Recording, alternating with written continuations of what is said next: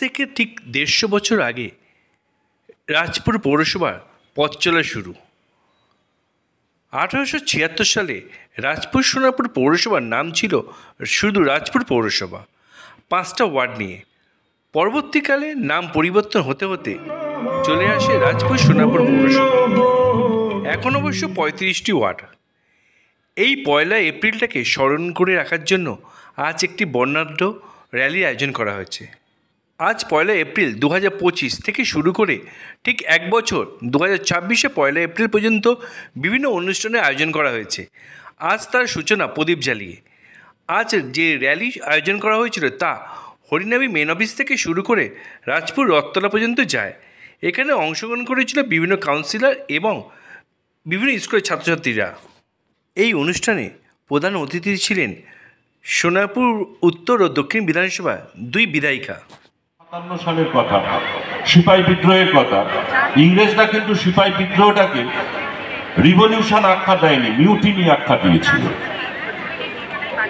যাই হোক, কিন্তু তারা বুঝেছিল যে শুধুমাত্র ব্যবসা করলে চলবে না, এখানে সরকারি সংস্থা তৈরি করে নিতে হবে। এবং তার ফলস্বরূপ 1869 সাল প্রথম সাউথ সুবারবান মিউনিসিপ্যালিটি তৈরি হয়, যার মধ্যে আমাদের এই অঞ্চলগুলো ছিল আপ টু জয়নগর পর্যন্ত অঞ্চল এই বেহালার সাউথ সুবারবান মিউনিসিপ্যালিটির আন্ডারে ছিল। 1869 সালে প্রথম জয়নগরের মানুষজন পরিষেবার অসুবিধার কারণে তারা দরবার করেন এবং করে 1870 সালে জয়নগরকে আলাদা একটা পৌরসভা ডিক্লেয়ার করা হয়।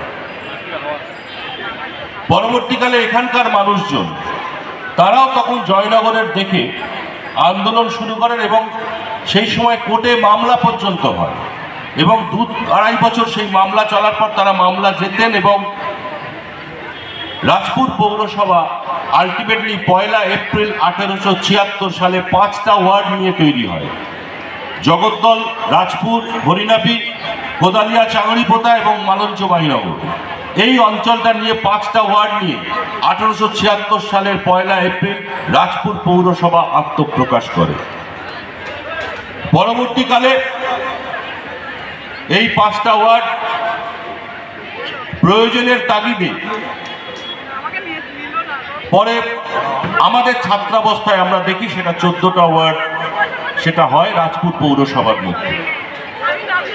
এবং এই 1876 সাল থেকে তখন কিন্তু জেলার যিনি শাসন করতেন তিনি এই পৌরসভাগুলোর দায়িত্বে ছিলেন এবং স্থানীয় কোনো বিশিষ্ট মানুষকে তার ভাইস চেয়ারম্যান করা হতো।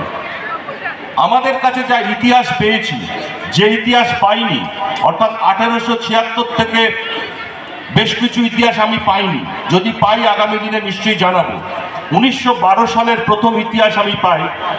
এই 1912 সালে এই পৌরসভার চেয়ারম্যান ছিলেন শ্যামাচরণ চক্রবর্তী এবং ভাইস চেয়ারম্যান ছিলেন রাজেন্দ্রনাথ ভট্টাচার্য, যাদের নামে 2টো রাস্তা আছে। রাজেন্দ্রনাথ ভট্টাচার্যের নামে 20 নম্বর ওয়ার্ডে একটা রাস্তা আছে এবং শ্যামাচরণ চক্রবর্তীর নামে 19 নম্বর ওয়ার্ডে একটা রাস্তা আছে।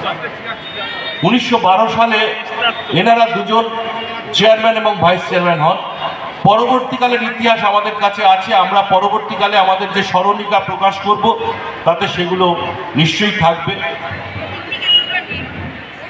এই রাজপুর পৌরসভা চলতে চলতে 14টা ওয়ার্ড আছেন আমাদের বিশিষ্ট সমাজসেবী শ্রী শিবনাথ ঘোষ সহ আমাদের